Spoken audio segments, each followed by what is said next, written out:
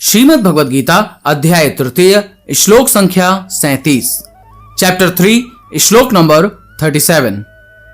सर्वप्रथम श्लोक भगवान उवाच कामेश क्रोधेश रजोगुण समुद्भवः महाशनो महापापमा विद्येनमिह वैरिणम्। श्रीमद् भगवद गीता गीता प्रेस गोरखपुर में अध्याय तृतीय श्लोक संख्या 37 का अनुवाद कुछ इस प्रकार से बताया गया है। श्री भगवान बोले, रजोगुण से उत्पन्न हुआ यह काम ही क्रोध है। यह बहुत खाने वाला अर्थात भोगों से कभी न अघाने वाला और बड़ा पापी है। इसको ही तो इस विषय में वैरी जान। श्रीमद् भगवद गीता यथारूप में अध्याय तृतीय श्लोक संख्या 37 का अनुवाद कुछ इस प्रकार से बताया गया है। श्री भगवान ने कहा, हे अर्जुन, इसका कारण रजोगुण के संपर्क से उत्पन्न काम है, जो बाद में क्रोध का रूप धारण करता है और जो इस संसार का सर्वभक्षी पापी शत्रु है। श्रीमद् भगवद गीता यथारूप में अध्याय तृतीय श्लोक संख्या 37 का तात्पर्य कुछ इस प्रकार से बताया गया है। जब जीवात्मा भौतिक सृष्टि के संपर्क में आता है तो उसका शाश्वत कृष्ण प्रेम रजोगुण की संगति से काम में परिणत हो जाता है, अथवा दूसरे शब्दों में ईश्वर प्रेम का भाव काम में उसी तरह बदल जाता है जिस तरह इमली के संसर्ग से दूध दही में बदल जाता है।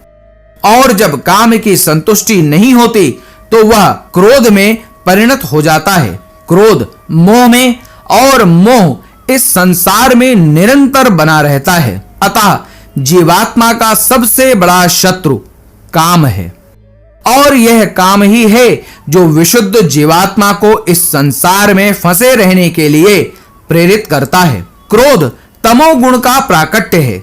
ये गुण अपने आप को क्रोध तथा अन्य रूपों में प्रकट करते हैं।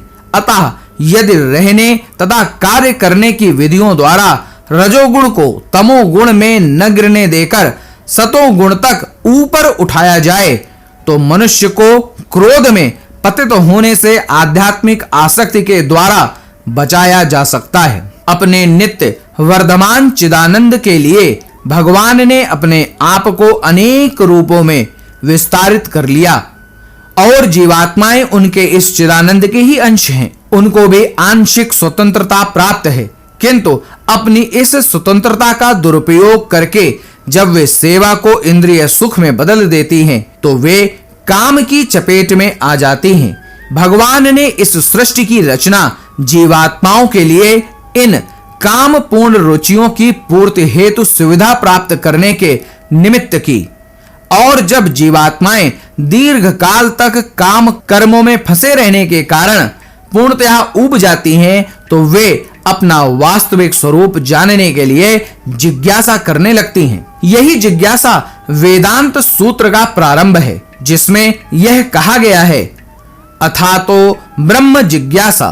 मनुष्य को परम तत्व की जिज्ञासा करनी चाहिए और इस परम तत्व की परिभाषा श्रीमद् भागवत में इस प्रकार दी गई है, जन्मादस्य यतोन्य वयादित रतस्य। सारी वस्तुओं का उद्गम परम ब्रह्म है, अतः काम का उद्गम भी परम ब्रह्म से हुआ। अतः यदि काम को भगवत प्रेम में या कृष्ण भावना में परिणत कर दिया जाए या दूसरे शब्दों में कृष्ण के लिए ही सारी इच्छाएं हों तो काम तथा क्रोध दोनों ही आध्यात्मिक बन सकेंगे। भगवान श्री राम के अनन्य सेवक श्री हनुमान ने रावण की स्वर्णपुरी को जलाकर अपना क्रोध प्रकट किया, किंतु ऐसा करने से वे भगवान के सबसे बड़े भक्त बन गए। यहाँ पर भी श्री कृष्ण अर्जुन को प्रेरित करते हैं कि वह शत्रुओं पर अपना क्रोध भगवान को प्रसन्न करने के लिए दिखाए। अतः काम तथा क्रोध कृष्ण भावनामृत में प्रयुक्त होने पर हमारे शत्रु न रहकर मित्र बन जाते हैं। हरिओम नमः शिवाय। अब आप मेरे साथ बोलिए, हरे कृष्ण कृष्ण कृष्ण हरे हरे, हरे राम राम राम हरे हरे।